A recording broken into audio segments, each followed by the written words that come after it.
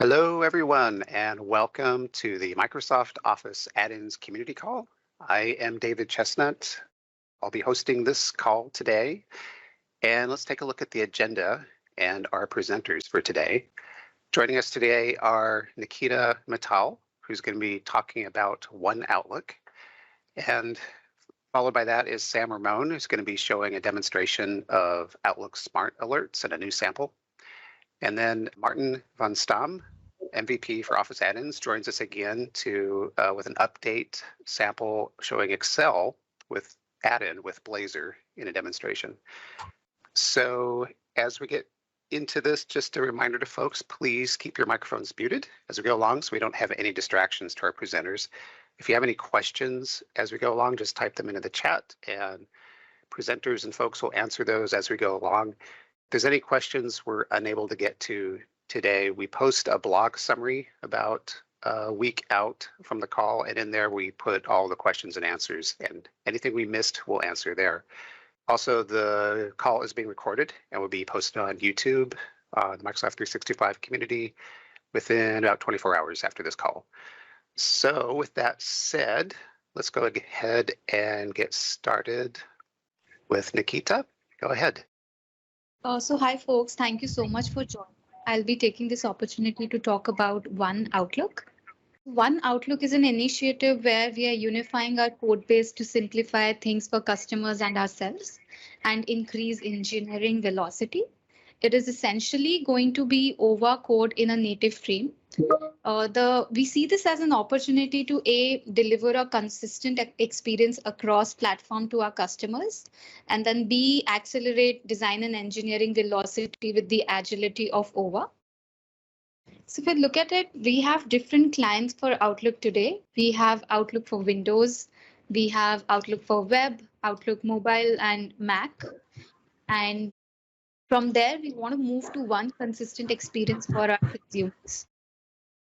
So here, if we look at it, this is essentially how One Outlook is going to look.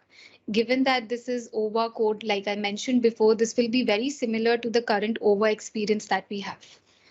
So I think the next question we have in mind is that how does this impact add-ins and what is the roadmap for add-ins going to be at One Outlook and the timelines for it?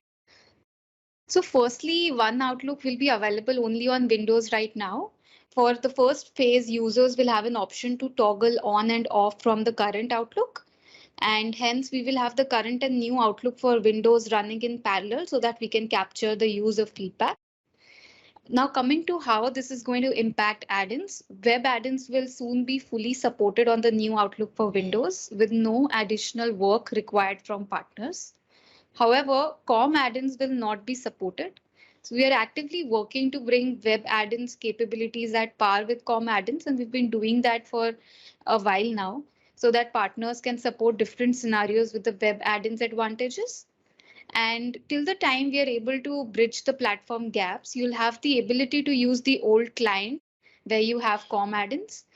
We request you to share any feedback on scenarios that are not supported for you or your partners through web add-ins today so that we can start including that in our COM to web migration as well. Looking at the timelines for how we are going to go through this, we are here right now where One Outlook is in early preview and web add-ins are disabled. By July 2022, we expect One Outlook to reach the beta channel, where add-ins will be supported with most of the core functionalities available. We want to take the time between July and October to do full and thorough testing for all the partners where they can test out their scenarios with the existing add-ins. In an ideal scenario, they should work as expected, but we would still want to do that before One Outlook goes live fully in October 2022, where web add-ins are fully functional. This is how we are thinking of approaching it. And this is what we had on One Outlook so far. If there are any questions, we can take that towards the end of the presentation. Cool. Well, thank you, Nikita. It's great to see, an improved experience coming down on the roadmap for everybody. So that's very cool. And I see there's one question in the chat. If you want, we can address the question too, David. Would you want to do that now? Yeah, sure. So yes, the idea is The idea is that One Outlook is going to allow multiple accounts eventually. So if you turn it on right now, you will see what's available right now. There's a roadmap for the product to be including most of the capabilities that you have today in Win32. No? So the idea is that yes, we will have support for multiple accounts. Excellent. And one more thing that I want to add is that during this transition, while One Outlook becomes more rich, I mean, it doesn't mean that the Win32 client it's gone. No? So it's still gonna be there available. No, so they're gonna coexist for a period of time. That is right now not. We don't know what the timeline is gonna be, but they will coexist for a time. Now, so the other thing that I want to stress here to our community is that I want to clarify and well, not clarify, but stress the point that BSTO add-ins will not work on One Outlook. So the extensibility technology that you should use in that environment is web add-ins. And the team is currently working on a plan to establish, and unblock, the most common scenarios for Outlook add-ins. And Win32, we have been doing this for a long time, but now we are stressing that investment even more. So if any of you guys have any requests or capabilities that you feel that your Outlook add-in needs, in order to be moved from BSTO to web add-ins, please communicate with us. I mean, I will leave my email on the chat. You please feel free to contact us and have a discussion about gaps that you see. Yeah, so I think that was an important point that I wanted to stress out. Legacy Outlook, yeah, I mentioned that it will still be available for users. We don't have yet a time frame of when One Outlook will take over, or if it will take over eventually at all, So for now, the plan is that both products will exist. Harmony add-in, we supported. Yes, Harmony has a web add-in equivalent, so the web add-in will be supported. And actually, I am working with the Harmony team to even improve more the web add-in platform so that they have similar capabilities as the com add-in. Thank you very much. I will just, David, if you want, we can continue the call. I just wanted to call that out. Okay. Yeah, no worries, Juan. That was great. Let's turn over to Sam for a demo on Outlook Smart Alerts. All right, thank you, David. And thank you everyone again for joining us today. So I'm Sam, and I'll be doing a demo on our Outlook Smart Alerts feature. Just a little bit about Smart Alerts to start off. So it is an event-based activation feature that allows your add-in to run some logic after a user selects send from an Outlook message or an appointment. So this feature is activated by the on-message send and the on-appointment send events. So this can be really helpful when you're dealing with some scenarios, like when you want to verify that your user is using the most up-to-date and correct signature, depending on what email or appointment that is. If you want a user to use a sensitivity label and apply that on a specific item that they're sending, or even just in a simple scenario where you want to check that some color categories have been applied to a message or appointment. And this last scenario is what we'll be demoing today. So this Smart Alerts feature is currently in preview on Windows, but we're hoping to also provide preview for that in the Outlook on the Web platform as well soon. So we'll start off again with a little bit about the sample. So like I mentioned, this demo will be covering is one where the add-in checks whether required color categories are applied to a new message or appointment that's being sent.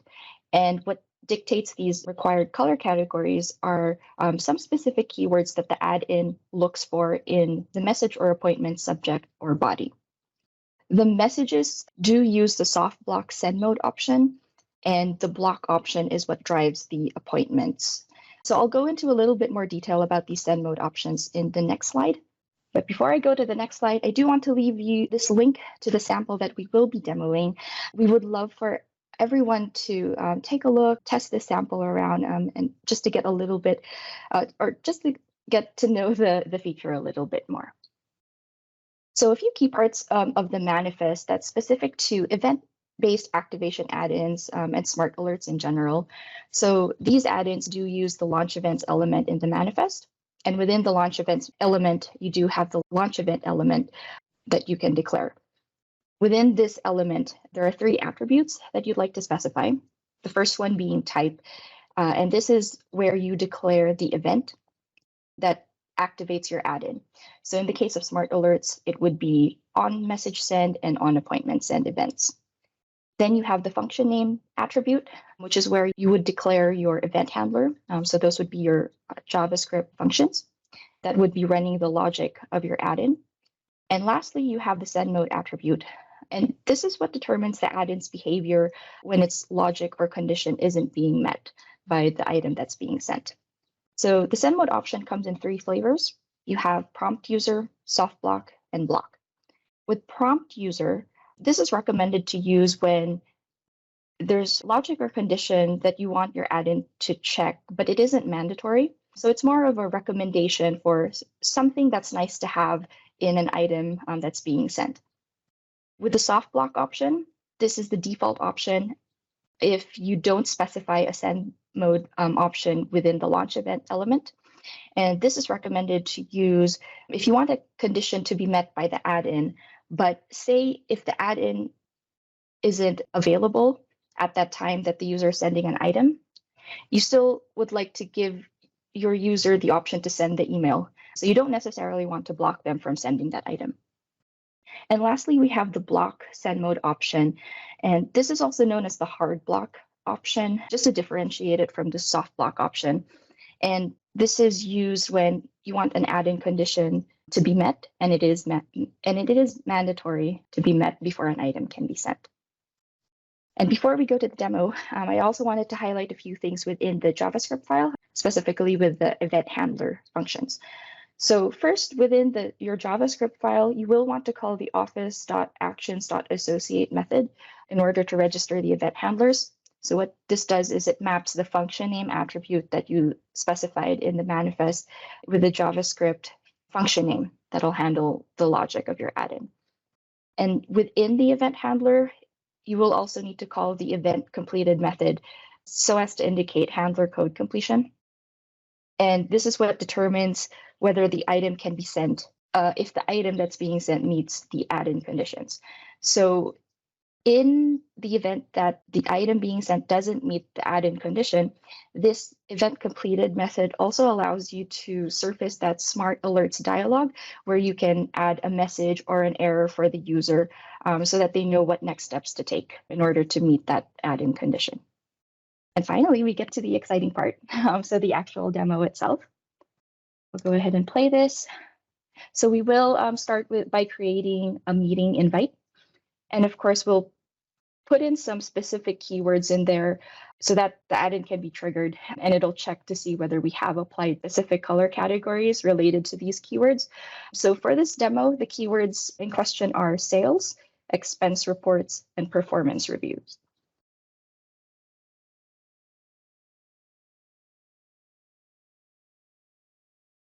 So once we click send, because we haven't added any categories, you'll see the smart alerts dialog just letting us know that, hey, you should add this to your appointment. And you'll notice that the only option available to the user is the don't send option because we did employ that block or hard block option for the appointment. So the user will need to definitely apply categories before they're able to send the item. Okay, so we go ahead and click don't send there, so that we can apply the categories. And so we can use the built-in functionality within Outlook to add these categories to the appointment invite. But for this particular sample, we did want to highlight that you can use task panes to further extend the functionality of your add-in as well. And so we'll be using that task pane to add those categories. And so you'll see that those categories have now been added to the invite. And so once we click send, that invite goes through and the appointment appears on the calendar. Okay, so before I end the presentation, I did want to leave a list of resources that you might find handy, especially if you want to get to learn more about smart alerts and event-based activation add-ins and how to create these.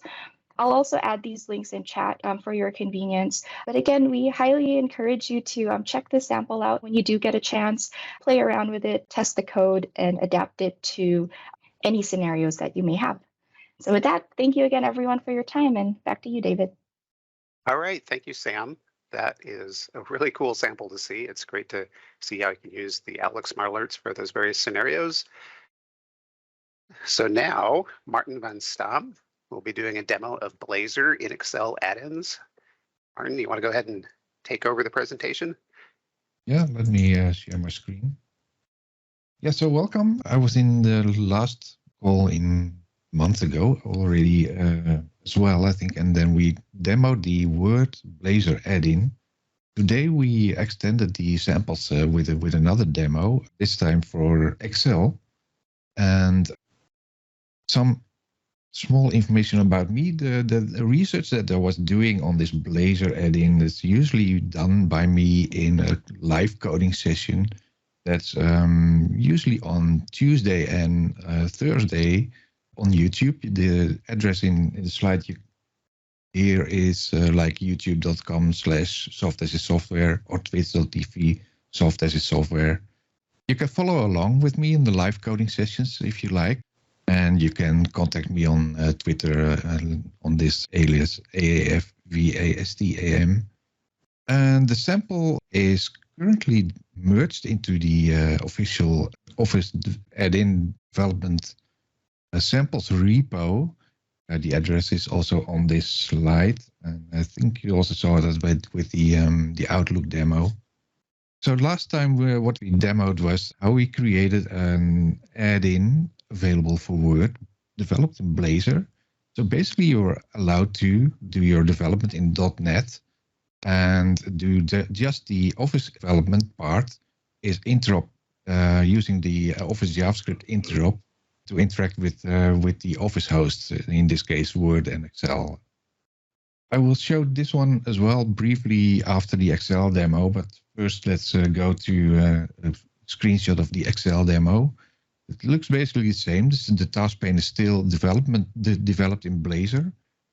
So it's a C# front end with the Blazor markup. And in this case, you see a table created and a bubble chart.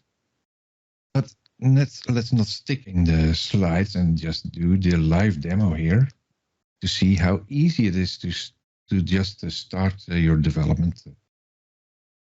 What we can do is you just go to the sample repo from the Office add-in samples. If you go in there, you go to the code button on the top right, where you copy the clone command. You're starting a command window, and go to your specific location where you want to deploy your clone. I have a specific folder for that repos, and I'm making a folder there. Make directory 2022-06. What's today? 08. Demo live. And go to 2022. Let's be more specific there. 08. Demo live. PD command. In there, just hit enter and wait for GitHub to clear your download and get the sample repos into your machine.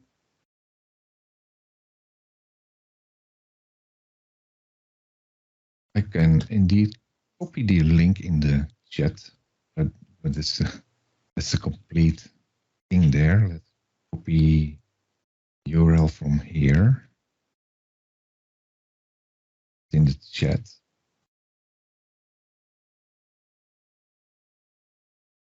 Back to the download, the repo clone. As you can see, it is now completely cloned. We have an Office add-in samples folder. If you go to the Office samples folder, there's a samples folder inside there. And there's a huge list of samples already available in there, but the one I want to highlight today, that's the Blazor add-in folder. A month ago, we deployed it to the root of this folder, but this time because we now have two hosts, We created a subfolder for this, Blazor add-in. And if you look at that, you now see there's an Excel Blazor add-in and a Word Blazor add-in. So let's start with the Excel Blazor add-in.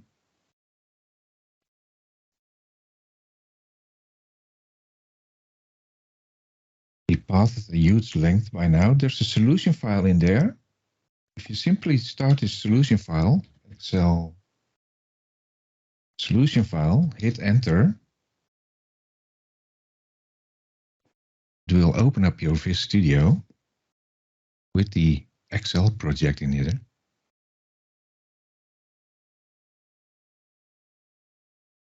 Loaded project. Depends on the extensions that you have installed in your Vis Studio, how long it will take to load your extensions and things, because, well, that's Vis Studio. What you now see here is we have two projects in there. That's the Blazor add-in itself. That's basically the task pane that's hosted in Excel. And we have a manifest project to be able to run the project from F5 and start it automatically. Let's hit F5 here.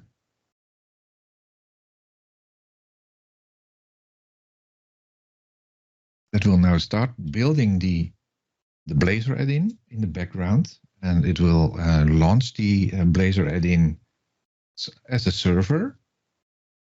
And once that's running, you will be able to have that show up in the task pane. Usually the thing in what you see here in the browser is hosted on, let's say, Azure Web Apps or something like that, or in your preferred other host. So usually this is not running, but you only see Excel with this button in here. In this case, it just got started with your sample add-in. It got it. Now you can open the task pane.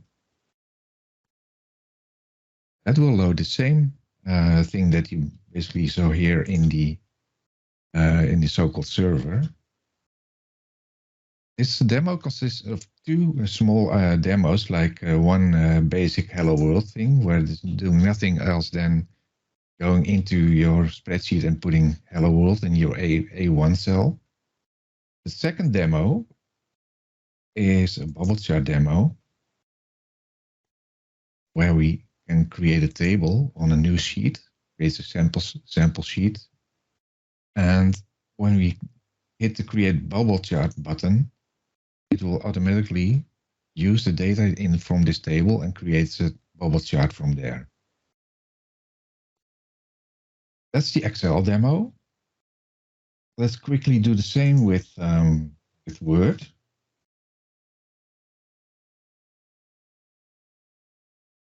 It's just as easy as the Excel demo. Go to your Word demo. Word Blazor add-in. Oh.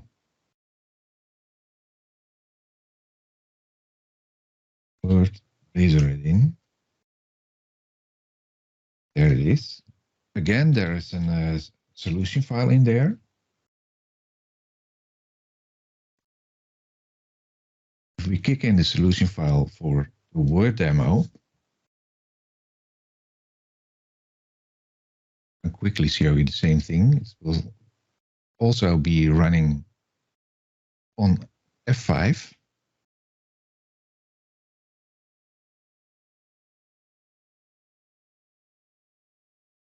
There you are. Again, there's a web API, a website, and the manifest project. If I now run F5 again,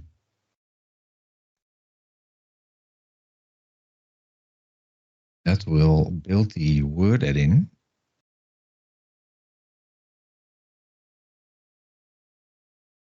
Do the same thing. It will trigger both the server side as also the host, Word in this case. You have to wait, I think, for the website to trigger. There it is.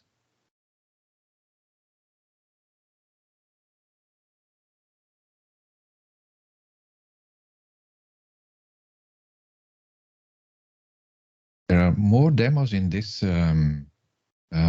task pane. So if I go into Word now, we got it again. Show the task pane. Now we have 5 demos in there. I'm not going to show them all today because we already did that in the previous demo last month. But quickly, to make this a complete overview, we are going into the content control demo, where we set up the document with some paragraphs in there, convert the paragraphs into content controls. You now see that there's content controls. Tag the content controls. If you go into Developer tab, Design mode, you will now see that if you go into the, that's not the right one. If you go into the that's again not the right one. Properties should show you the tags on the content controls. And if I do modify content controls, you will see that the tags are visible in there. There's also an event handler option in this demo. If you register the event handlers and you go into the inspection thing,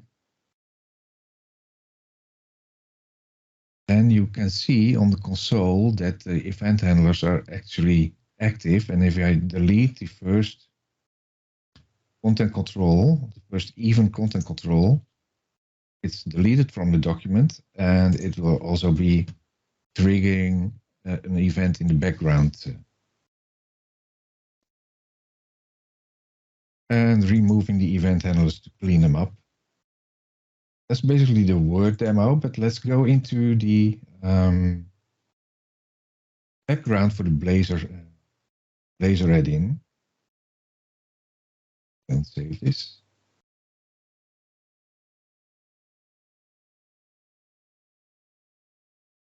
And as we are demoing the Excel demo today, let's go into the Excel project again.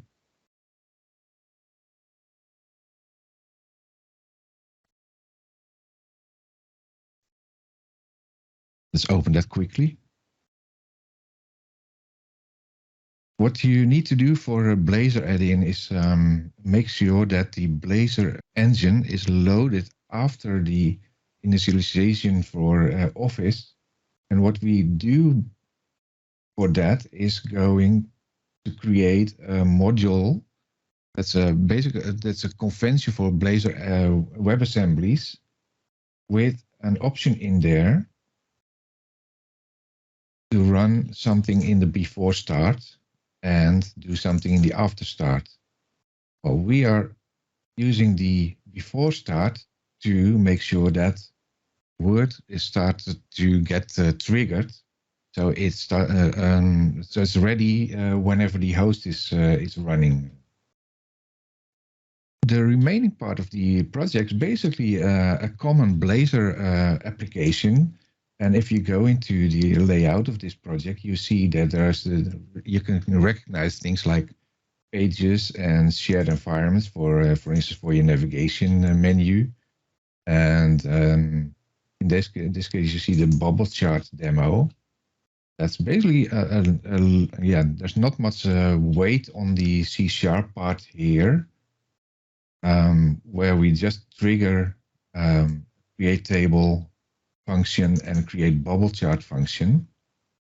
That is triggering the C# code in here, and that in turn will create a table and create a bubble chart using the Office API interfaces.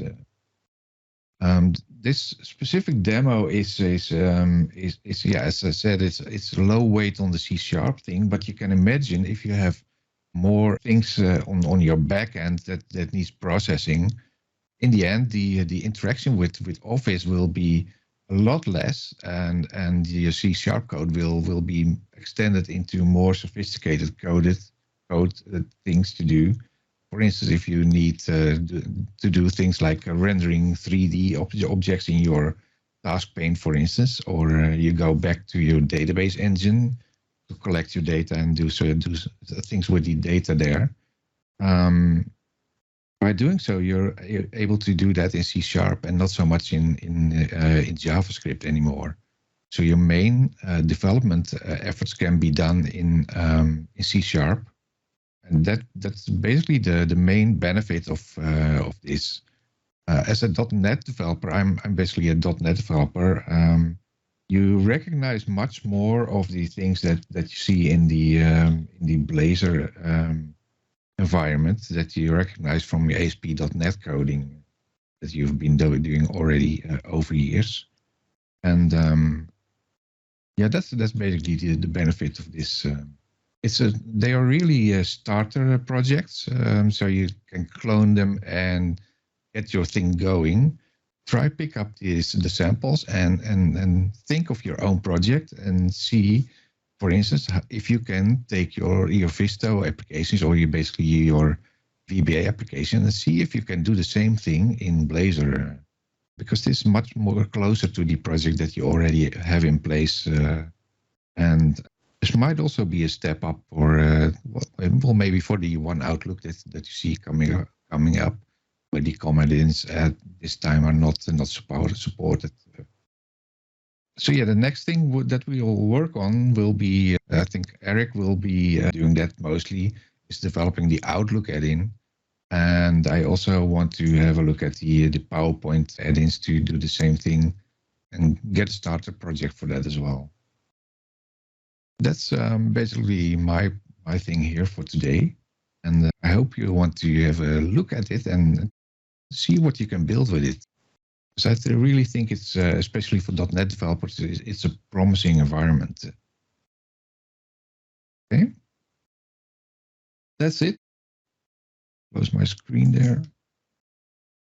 All right. Thank you, Maarten. We really appreciate the community contribution you've made here at these samples to the Office Add-in Samples repo. There's links in the chat there that Maarten put in there to the sample. We'll post links in the blog afterwards as well. Let's see, let me get back to the presentation here. Yeah, I think it's really cool to show this as a path forward if you're trying to move from Visto.com into web add-ins. I've put the community spotlight slide back in, Maarten, just to say thank you for your contributions of the samples and the presentation on the last call as well as this call. And I'll just share with folks, you know, we welcome contributions from anyone out there that wants to participate. You can help us out on the Office Add-in Samples. There's a link there to that repo where all of the samples are at. You can create PRs or help with answering issues. And if you do, there's also a recognition program for PNP. Office Add-in Samples are part of the PNP effort. And you can get your own badge as part of helping out, the M365 Patterns and Practices Community Contributor Badge. So feel free to check that out. And I wanted to announce that we've created these community panels going forward. So what these are is it's sort of like you can drop your name in a bucket and your information will go into a database, and then we can query and set up one-on-ones with people or Teams meetings, or maybe send out a survey to folks. So like we have one for Outlook. So if you're interested in Outlook specific stuff and you want to get involved with saying, hey, I want to be in discussions around preview features or helping answer questions about particular scenarios that are specific to Outlook, you could click that link and go sign up. There's also one for Excel and Word and PowerPoint, and there's one for samples and docs. And the way it works is it'll ask you a lot of questions. I went through the process myself because I was curious. And there's a lot of demographic types of questions, and then there's a license agreement thing that you have to agree to towards the end. And then it puts you in one of these buckets, and then we can query the database. And like, for example, we might say, oh, you know, what kind of scenarios are companies with fewer than 100 people experiencing, right? And then we could set up a Teams meeting and send an email just to those companies or those people. Depends on what we're looking for. And that's basically what you would receive, is you would just receive an email invite to whatever it is, be that a one-on-one consultation or a Teams meeting. And I was going to mention also, this is GDPR compliant. So if you decide you don't want to be in the program anymore, you can say, hey, delete my info, and it will just remove you from the database. And so it's completely voluntary. You don't have to answer all the questions. I think a lot of them are optional. So definitely check it out if you're interested. And it's one of those, if you build it, they will come kind of things. It's a new thing we're doing, so I don't know exactly the form factor all the engagements might take, but we're exploring this to try to have better engagement with the community. So with that said, speaking of samples and docs, I have a panel set up for next week, next Wednesday, a week from today, same time, 8 a.m. Pacific time on June 15th. This will be a Teams meeting for anyone that wants to join, and there's a link there to join the Teams meeting just to talk about samples and docs. I'm in the process with on the doc team of doing some planning for the next year, and so I'm really curious to see what sort of problems people would like to see solved that are kind of specific to samples. For example, maybe in the VSTO COM, getting to web add-ins, maybe there's more we could be doing there, right? And then, so that would be something interesting to know. I know security is kind of a big area. I see a lot of traffic going to the security samples. Maybe there's more we could be doing there. So, maybe there's some part of the platform that has friction that we don't even know about. There might be something completely new we need to explore.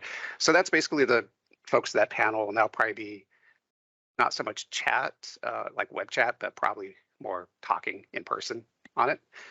So anyway, please join if you have an interest in that area, and we'd love to hear your feedback. It will definitely help us with our planning. So on to the Q&A. These are questions that were submitted on the Office Add-ins form, which I'll have a link to that towards the end of the presentation here if you want to submit questions for the next call. So these were submitted, and I reached out to the team to get answers. The first question was, is there a way to create spell checking add-ins? We're currently trying to create some spell checkers for small languages, not supported officially by Microsoft. So a way to include them via Office.js on all platforms and applications. So yeah, this kind of depends on what you're trying to do. For example, you can't integrate with a built-in spell checker. So you can't be adding the red wavy lines as someone's typing, but you can read content from a document, spell check it, and then write it back in with corrections. You can do that in Excel and Word, PowerPoint. You can create one add-in. There is a way to create a manifest that supports loading your add-in into all three. And I put a link here to an article that talks about how you can configure your manifest, specify Office Applications API requirements. You can also take a look at the Script Lab manifest, which supports multiple hosts. You do have to create a separate one for Outlook, though. You can't create one that does all 4 hosts. So you have to at least create 2. But that's a pretty big question. So if there's more information you're looking for, just let us know more about this scenario. You can go to either of those 2 links there for Office Add-ins Dev questions or stackoverflow.com, and we can help out more there. I can add more details here as well, David. Sure. Yeah. Can you go back to the? Oh, yeah.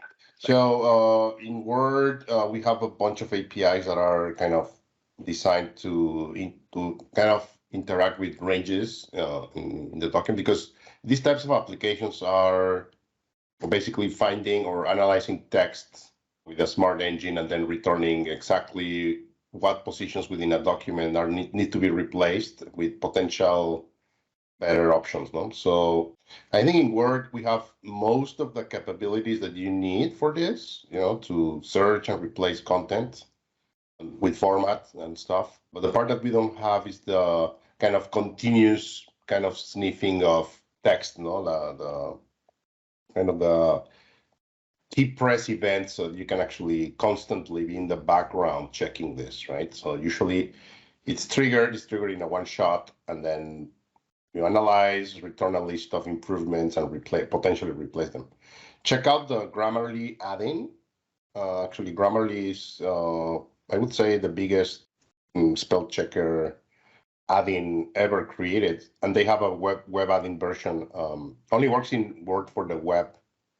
So check that out. I think they did a great job of doing a spell checker with the capabilities we have today, and you should be able to do something very similar. Okay, thanks, Juan. That's really great information to know. Well, thank you.